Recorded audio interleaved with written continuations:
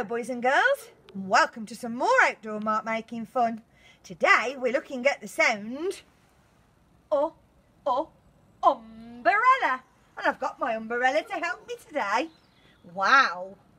Okay, to write umbrella I'm going to practice with my writing finger first, and I'm going to say down and under, up to the top, and draw the puddle. That's a lot to remember, children, so I'll say that again. We're going to say down and under, up to the top, and draw the puddle. Umbrella. Let me have a go with my chalk today.